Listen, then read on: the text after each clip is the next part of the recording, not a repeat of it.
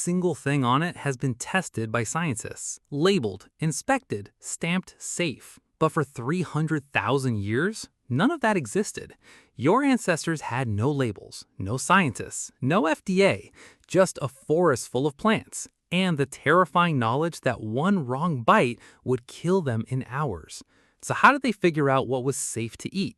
The answer is 4 methods. One of them is so effective, modern survival experts still teach it today. Another one is dark enough that we don't talk about it anymore. And the most powerful one wasn't a method at all. It was a person. By the end of this video, you'll never look at your dinner the same way again. Steaks, lost framed. Think about the last time you bit into something. You didn't think about it. You just chewed and swallowed. But imagine that one bite could shut down your liver in 6 hours, stop your heart in minutes, make you bleed internally for days. There are over 400,000 edible plants on Earth, but tens of thousands of them will kill you. And to your ancestors, every single plant looked exactly the same as the deadly one next to it. So how did they know which was which? The first method came from watching. Method 1, the animal trick. I call this the animal trick. For thousands of years, your ancestors didn't test plants on themselves first. They tested them on animals. If a bird ate a berry and lived, the berry was probably safe. If a deer chewed a leaf and walked away, the leaf was probably okay. But there was a catch, a massive catch. Squirrels can eat acorns straight from the tree. To humans, those same acorns are toxic. Birds can eat poison ivy berries with zero problem. To you, they're deadly. So watching animals was step 1, but it was never enough. Eventually, somebody had to test it on themselves, and that's where method 2 comes in, and it's still taught by survival experts on YouTube today. It's called the universal edibility test, and here's exactly how it works. Step 1, touch the plant to your skin. If it burns or itches, throw it away. Step 2, rub it on your lips. If they tingle, stop. Step 3, put a tiny piece on the tip of your tongue. If it tastes bitter, soapy, or numb, that's a warning. Step 4, chew a small piece. Don't swallow. Wait 15 minutes. Step 5, if nothing happens, swallow it. Then wait 8 hours. If no stomach pain, no dizziness, no vomiting, only then do you eat a larger piece. One plant, one full day. One small mistake away from death. Survival experts on YouTube still teach this exact method today. Bear Grylls uses a version of it. Special forces are trained in it because it works. But sometimes even the test wasn't enough. Sometimes your ancestors needed a darker method. Method 3, the food taster. I call this one the food taster, and it's the part that doesn't make it into the textbooks. In many ancient tribes, there was a job nobody wanted, usually given to the lowest status member, sometimes a prisoner, sometimes an outsider.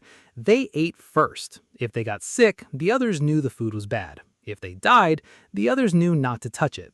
This is literally where the phrase taste tester comes from, and the practice didn't end with cavemen. Medieval kings employed official food tasters in case of poisoning, all the way into the 1800s. Roman emperors did it. Egyptian pharaohs did it. One person's life used to be the cost of protecting many. But none of these 3 methods, not the animal trick, not the tongue test, not the food taster, was the most powerful. The most powerful method wasn't a method at all. It was a person. Method 4, the grandmother database. It was a person, specifically your grandmother. I call this the grandmother database. Modern grocery stores use barcodes, computers, and supply chains to track 150 plant species. Your ancestors had something more powerful, an old woman who remembered everything.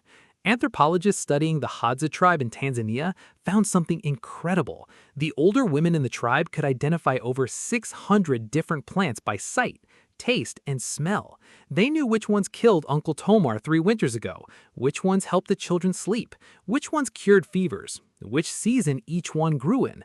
They held it all in their heads. No notebooks, no internet, just memory passed mother to daughter, grandmother to grandchild, for hundreds of generations.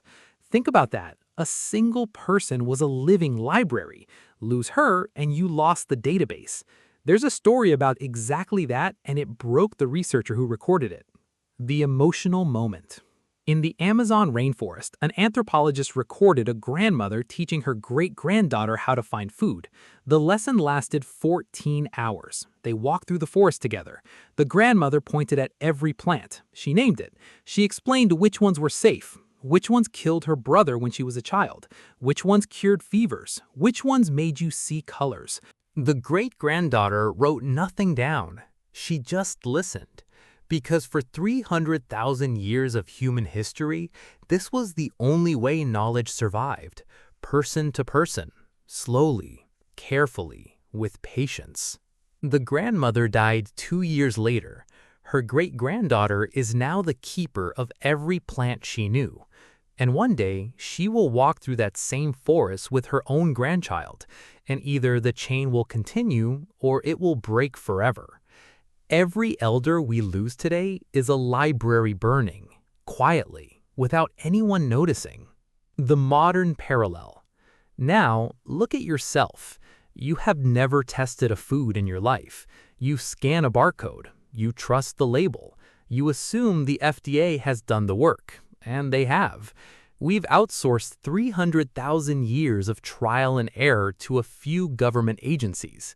That's good, but it's also dangerous, because if the system ever fails, if a label is wrong, if a recall is missed, if a chemical slips through, you have no skills to fall back on.